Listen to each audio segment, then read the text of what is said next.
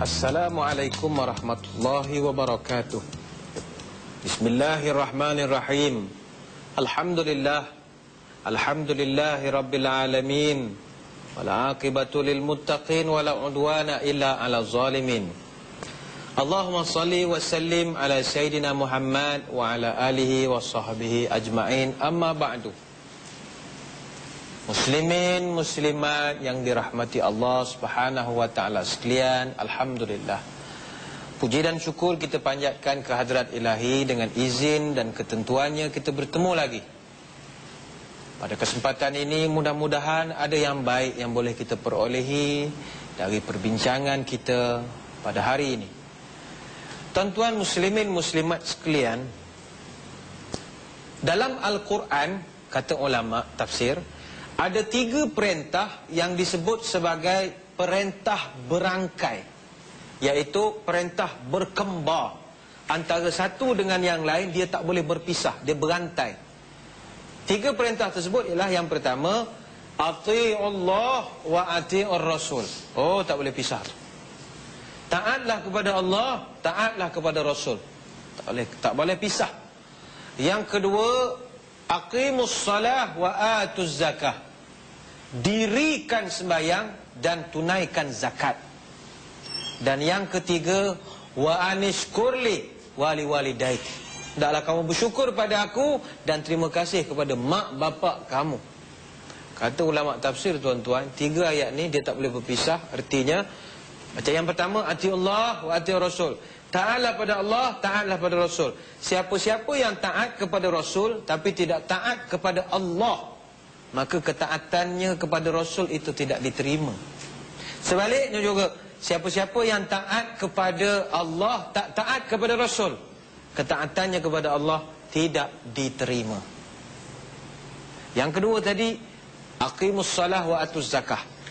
Dirikan salat, tunaikan zakat. Siapa-siapa bayar zakat, tidak semayang, maka zakatnya tidak diterima. Dan begitu juga sebaliknya, siapa-siapa yang salat tapi tidak bayar zakat, salatnya tertolak. Dan yang ketiga, wa anishkurli wali walidaik. Hendaklah kamu syukur pada Allah dan terima kasih kepada mak bapak kamu. Artinya siapa-siapa yang hubungan dengan Allah baik, ibadat banyak, puasa rajin, semayang malam, tapi dengan mak bapaknya dia derhaka, ibadatnya pada Allah tidak diterima. Justru itulah tuan-tuan muslimin muslimat sekalian, dalam Al-Quran Allah Subhanahu wa taala meletakkan soal ketaatan kepada ibu bapa ini di tempat yang sangat istimewa dan penting.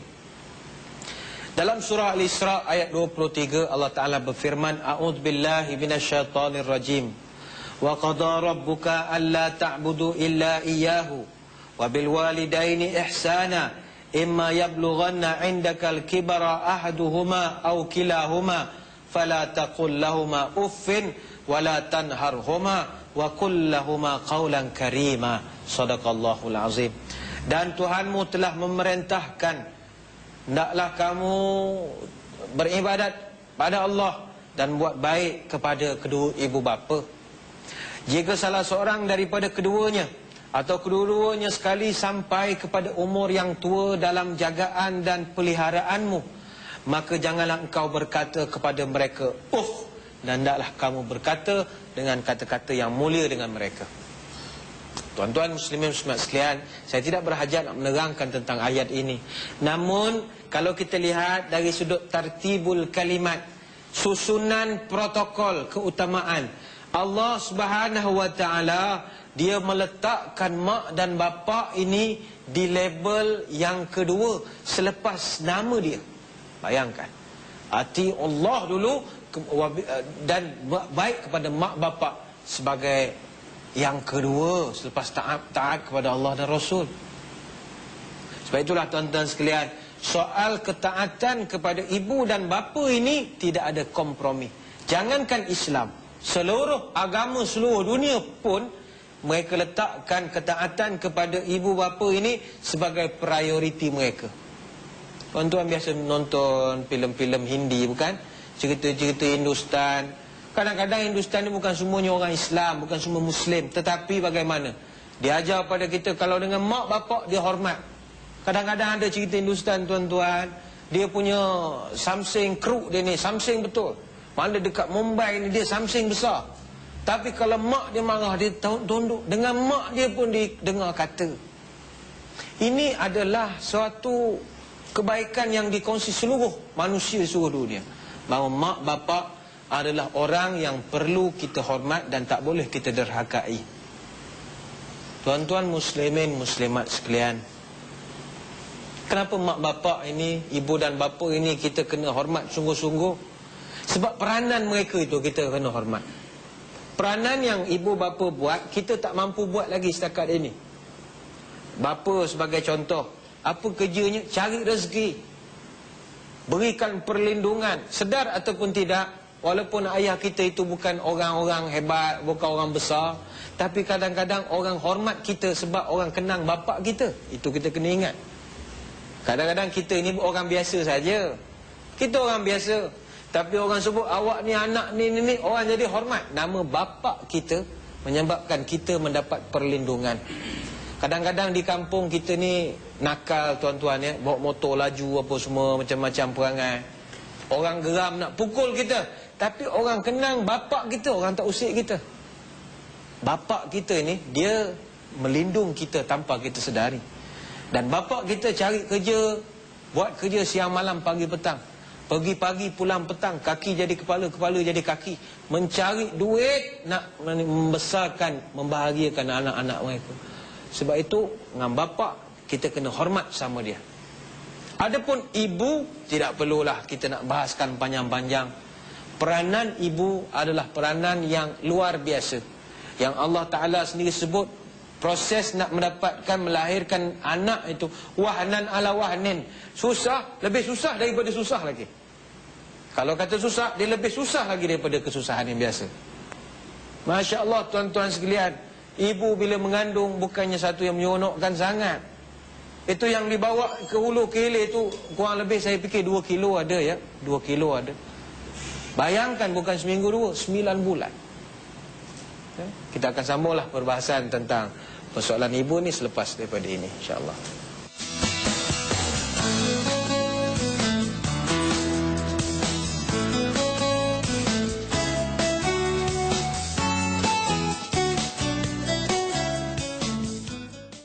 Pengorbanannya tidak pernah dihargai. Sampai bila saya nak tanggung keluarga kita ni? Cari rezeki kan tanggungjawab abang sebagai seorang suami. Penyiksaan tidak putus-putus menimpa oleh suami yang tidak bertanggungjawab. Kau kena report hal isu. Bagi saya RM2. Apabila perceraian berlaku, ibu akan mendapat hak penjagaan lebih banyak daripada bapa. Mampukah dia mengharungi episod derita dalam hidupnya? Episod terakhir dalam Cerkerama TV3. Kuis Serba Tahu menangi hadiah-hadiah lumayan setiap minggu. Hadiah utama, 1 unit Iowa Microwave bernilai RM2,600. Hadiah lain, 1 unit iPod Mini, 2 unit telefon M-Mobile M10i dan 1 voucher shopping bernilai RM1,000. Dial nombor talian tetap untuk menjawab soalan. Kuis ini untuk talian tetap Telekom sahaja. Setiap panggilan dicas RM2. Sertai Kuis Serba Tahu dan menang sekarang. Jadi kita kembali untuk membincangkan antara sebab kenapa ibu dan bapa ini diperintahkan kita untuk hormat ialah peranan mereka itu. Kita kena hargai sangat-sangat. Macam ibu tadi kita bagi tahu, dia mengandung tuan-tuan kurang lebih itu 2 kilo. Kalau anak-anak lah misalnya nak rasa apa rasanya, boleh beli buah apa, buah temikai ke, buah kelapa apa ke, cuba ikat di perut tu. Ikat di perut tu, jalan kulu kilir 9 bulan. Rasalah. Tidur pun jangan dibuka-buka. Itu mak mengandung tu, perut tu tak pernah letak tu, tak pernah letak. Katalah nak pergi ke pasar, nak pergi supermarket, letak sekejap, nak pergi kedai. No, tak boleh. Siang, malam, pagi, petang. Baring pun tak selesa, kehidupan serba tidak menyeronokkan. Ya. Kemudian peranan mak apa lagi selain daripada hamil, dia melahirkan. Masya Allah, melahirkan ini sampai akan disebut syahid ni asyuhada khamsah. Orang syahid ini ada 5. Al-mat'un, kata Nabi. Yang kedua, wal mabtun wal gharik wasahibul hadmi wa syahid fi sabilillah. Orang-orang yang syuhada itu ada 5. Pertama, orang mati syahid itu ada 2 jenis. Satu syahid akhirat, satu syahid akbar. Syahid akhirat ni maknanya dia tetap dimandikan, dikafan, disalatkan, tapi martabatnya mati syahid.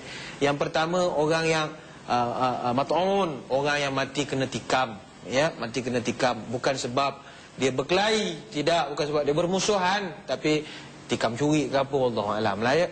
Kemudian orang mabutun, orang yang sakit perut, termasuk dalam ni ibu-ibu yang melahirkan, Kemudian yang ketiga, wal gharik, orang mati lemas, ya, bukan kehendak dia, bukan sebab dia keadaan yang bersuka-suka sangat dia lemas itu, tapi kerana mungkin jatuh daripada kapal, feri, wallahu alam begitulah, ya.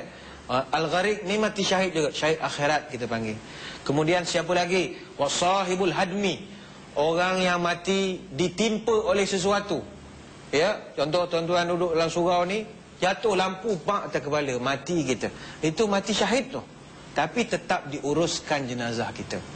Kemudian ada syahid fisabilillah, ini syahid akbar, tanam dengan rupa-rupa dia sekali.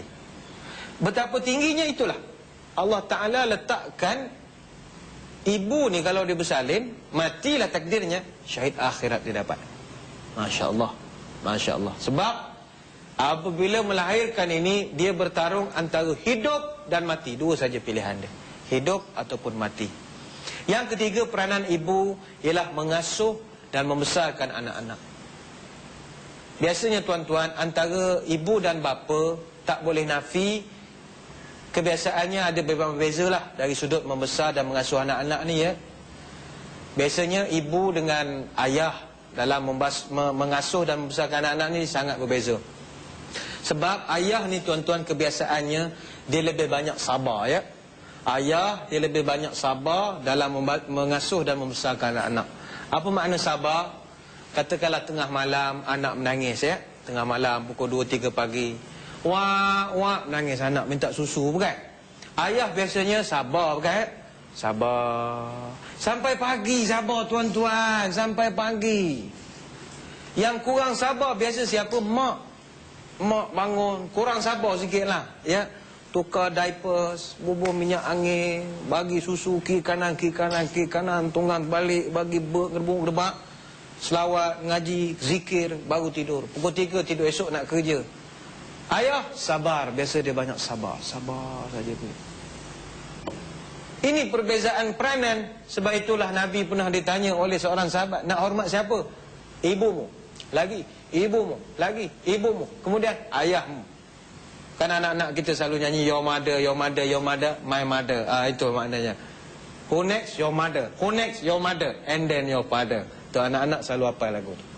Memang betul peranan mak sangat besar. Justru tuan-tuan muslimin muslimat sekalian, macam mana cara kita nak buat baik dengan mak bapak kita? Saya petik pada pertemuan kita hari ini satu kitab, Tanbihul Ghafilin. Di dalam kitab tersebut ada satu bab khusus yang mengatakan tentang lil walidi ala walidi asyara hukuk. Seorang anak itu dia ada beberapa tanggungjawab dia yang dia kena buat. Yang pertama, kata kitab ini, tanggungjawab seorang anak kepada mak, at-ta'amu in ihtaja. Ini nombor 1. At-ta'amu in ihtaja, memberi makan kepada mak kita bila dia nak makan. Apa artinya tuan-tuan? Katakanlah mak kita teringat nak makan sesuatu, apa balik misalnya, anak dia kena cari. Kalau mak dia dah menyebut, itu dia kena cari tu. Dia kena cari. Sampai kepada suatu peringkat, memberi makan ketika dia mak kita nak ni ialah menyuapkan makan kepada mak ketika mak tak mampu nak menyuap lagi. Tuan-tuan sekalian, saya teringat peristiwa pernah berlaku zaman Nabi Musa alaihissalam. Satu hari Nabi Musa berdoa, ya Allah, tunjukkan kepada saya siapakah rakan saya di syurga nanti. Allah Ta'ala pun bagi pedoman, bagi wahyu, beritahu, wahai Nabi Musa, kamu pergi ke satu pasar, di situ ada satu lelaki sedang jual daging. Berkenalan dengan dia, pergi ke rumah dia. Itulah rakanmu di syurga nanti. Nabi Musa pun tuan-tuan, dia pergi jumpa dengan anak muda ni tadi. Anak muda ni jual daging. Jual daging. Selepas perkenalan, orang muda ni sukalah. Wah, awak Nabi Musa, ya. Sila-sila datang rumah saya, tidur berapa malam pun boleh. Tunggu sekejap, saya berniaga, habis petang kita balik. Baliklah mereka ke rumah. Sampai di rumah, dia beritahu Nabi Musa, Tuan duduk dulu. Saya nak masak sikit, Tuan tunggu dulu, kan kita makan. Okeylah. Dia pun masak. Nabi Musa tunggu lama sangat. Kemudian rupa-rupanya bila Nabi Musa intai, dia nampak lelaki ni lepas memasak, dia rebusnya daging, dia menyuapkan mak dia makan. Mak dia dah uzur. Yang menariknya tuan-tuan, setiap kali disuap saja mak dia makan, apa mak dia sebut? Setiap kali disuapkan saja oleh anak muda ni tadi, mak dia berdoa, Allahumma ja'al ibni jalisa Musa fil jannah. Ya Allah, jadikanlah anak aku ini teman Nabi Musa di syurga. Setiap kali disuap, dia berdoa. Setiap kali disuap, dia berdoa. Dan doa dia itu dimakbulkan oleh Allah. Sebab itulah tuan-tuan, saudara-saudari muslimin muslimat, kalau ada di antara kita ada mak yang dah uzur, sakit, selalu menyanyuk dan sebagainya, jagalah sekadar yang kita mampu. Kadang-kadang kita mengaku kita kena marah masa menyuapkan dan sebagainya, sabar. Ya, kita akan sambung sebentar lagi, kita akan bincang kamu lagi. Dia disebutkan dalam kitab Tanbihul Ghafilin, tanggungjawab anak kepada mak ialah at-ta'am in ihtaja, memberi makan pada mak ketika mak nak makan. Sampai peringkat kita suapkan. Jadi kepada anak-anak yang sedang menjaga mak, sama ada di hospital, di rumah, mak terlantar sakit. Kadang-kadang kita lihat di hospital ada orang-orang tua, dia marah anak dia tengah-tengah orang. Yelah, dia berfikiran pun dah tak berapa betul. Sabar, tetaplah melayan mak kita, beri dia makan. Sebab dia juga sabar menjaga kita masa dulu, masa kita kecil-kecil dahulu, ya. Yang kedua, dalam kitab Tanbihul Ghafilin menyebut al-khidmatu izihtaja. Antara tanggungjawab seorang anak juga ialah memberi khidmat dikala diperlukan. Contoh, mak kita kata, abang tolong pergi kedai beli ubat nyamuk sebagai contoh. Okey mak, kena begitu. Tak boleh dibantah, sebab dia berhajat pada benda itu ketika itu. Izihtaja, bila dia berhajat saja, kena beri khidmat. Kalau dia tak berhajat pun kita kena offer. Mak, saya nak pergi ke kedai, ada apa-apa nak beli, nak kirim ke apa ke? Tak ada ya? Okey, kita pun pergi. Kalau dia minta, lagilah kena perginya. Tolong beli gula, okey mak, pergilah. Kalau apa pun keadaan kita ketika itu. Saya teringat satu peristiwa pernah berlaku di zaman Rasulullah. Ada satu sahabat namanya Uwais Al-Qarni. Hebat, nama besar dalam sejarah Islam. Uwais Al-Qarni, tuan-tuan, dia tidak sempat jumpa dengan Nabi. Sebab dia duduk jauh daripada kota Madinah, dia duduk jauh. Dia 2-3 kali pesan pada ibunya, dia duduk dengan mak. Mak dia seorang, sudah tua. Dia kata, mak, saya nak pergi ke Madinah, mak, nak belajar agama dengan Nabi Muhammad. Izinkanlah mak. Mak dia kata, aku dah tua, siapa nak jaga? Takkan aku seorang nak pergi sana, pergi sini, pergi kedai, beli itu, beli ini. Sudahlah, duduk jaga mak, sudahlah. Okeylah mak, dia setuju. Tahun pertama. Tahun kedua dia merayu lagi, mak, bagilah saya pergi Madinah nak belajar. Mak dia kata, duduk sajalah sini, tak payah berjalan, jaga mak saja. Okeylah mak, dia sabar. Tahun ketiga dia beritahu lagi, mak, saya ingat saya nak pergi juga Madinah mak, belajar dengan Nabi. Mak dia kata, beginilah, nampak kamu sungguh nak pergi, kita pergi sama-sama. Uwais pergi, mak pun pergi. Gembira dia, tuan-tuan. Bayangkanlah anak-anak kalau dengar mak dia nak ikut, sedih dia, kecewa dia. Alah, mak nak ikut pula dah. Ini tak, gembira dia. Dia pun bawa mak dia pergi Madinah. Dari Yaman pergi Madinah, singgah di Mekah, berehat, naik unta. Dari Mekah menuju pula Madinah. Di tengah perjalanan, unta itu mengalami masalah, tak boleh berjalan lagi. Akhirnya Uwais beritahu mak dia, mak, kita terpaksa jalan kaki lah mak ke Madinah ini. Mak dia kata, mak dah tua, mana dari jalan kaki? Apa kata Uwais, tak apa mak, saya pikul mak. Mak duduk belakang. Dia gendong mak dia daripada Mekah sampai Madinah. Di tengah jalan, mak dia dah uzur. Mak dia kata, tak apalah Uwais, mak dah tak raya dah naik belakang awak ni. Turunlah di sini. Mak dia duduk. Tak lama kemudian mak dia sakit kuat dan meninggal di tengah-tengah padang pasir perjalanan Mekah pergi ke Madinah. Sedih hati Uwais Al-Qarni, tak dapat bawa jumpa mak dia berjumpa dengan Nabi. Kemudian diteruskanlah, dikebumikan, dia pun terus perjalanan pergi ke Madinah.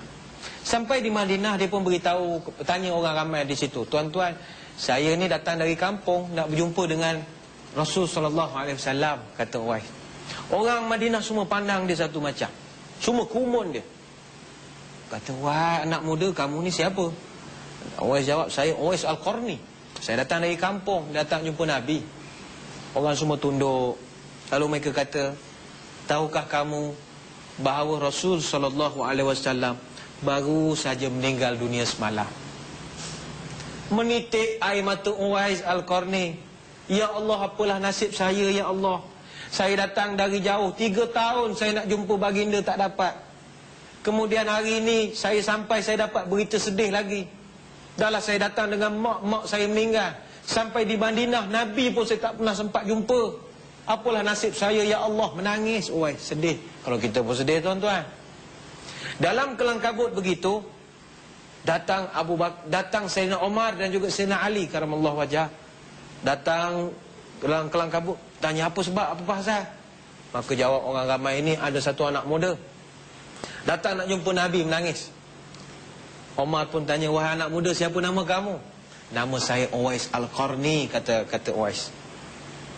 Omar pun terdiam, lalu dia kata, kalau begitu kamulah yang pernah disebut oleh Rasulullah dulu. Nabi bagi tahu kalau satu hari nanti kamu jumpa dengan anak muda yang bernama Uwais Al-Qarni, maka mintalah doa daripada dia. Fa innaka la tadri min ayu fahin yuqbal. Kerana kata Nabi, kamu tak akan tahu daripada mana doa itu datang. Sebab Uwais ini, dia adalah orang baik. Lalu Omar kata, wahai Uwais, doakan. Nabi suruh doakan saya. Uwais pun terkejut, tuan-tuan. Bayangkan kalau kita orang kampung pergi masuk satu kawasan, ramai orang alim, ulama besar ada apa semua. Tiba-tiba satu orang alim minta kita yang mengaji tak berapa tinggi, doakan dia. Sudah pasti kita tolak. Tuan, saya bukannya mengaji tinggi dah. Begitu juga Uwais, dia kata, Tuan ni sahabat Omar, ini Ali, orang hebat. Takkan saya orang kampung, saya bukan ada ilmu, takkan saya nak doakan Tuan. Apa jawab Sayyidina Omar? Wahai Uwais, kamu tidak dikenali oleh penduduk di bumi, tapi nama kamu harum di kalangan penduduk langit. Kerana kamu jaga mak kamu sungguh-sungguh. Nama kamu diangkat oleh Allah. Seluruh penduduk langit kenal dengan kamu, wahai Uwais. Bayangkanlah tuan-tuan, jaga mak saja, jaga mak saja, nama kita harum di kalangan penduduk langit. Masya Allah.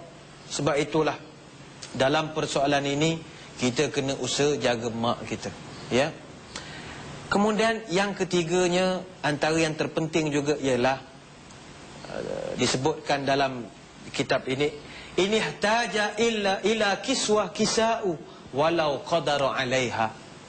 Sekiranya mak kita nak kepada kiswah, disebut contoh kiswah maknanya pakaian. Kisa'u, dia nak pakaian, maka belikan dia pakaian walau qadara 'alaiha, walaupun dia mampu. Contoh, tu dia bagi contoh pakaian, kita contoh lain lah. Katakanlah kita bawa mak kita, orang tua kita pergi kedai, dia kata, aku sekarang menengok sok khabar tak nampak, dia kata, bukan. Tu dia nak pakai spek lah tu, ya. Kita pun bawa pergi kedai spek, kedai cermin mata. Kita pun beritahu pada dia, abang nak beli cermin mata, belilah. Dia pun beli, buat test apa, okey setuju, beli. Masa nak membayar, kita sebagai anak, adabnya kisa'u, kena bayar. Tak apa pak, saya bayar. Abang nak beli, bukan suruh awak beli. Tak apa, saya bayar. Adab.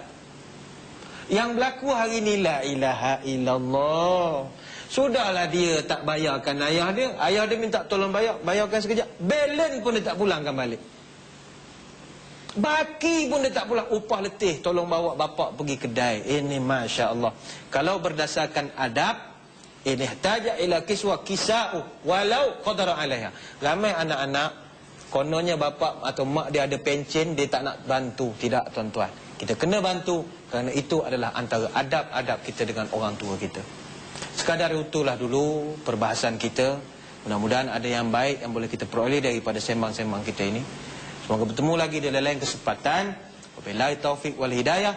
Assalamualaikum warahmatullahi wabarakatuh. Wallahu a'lam.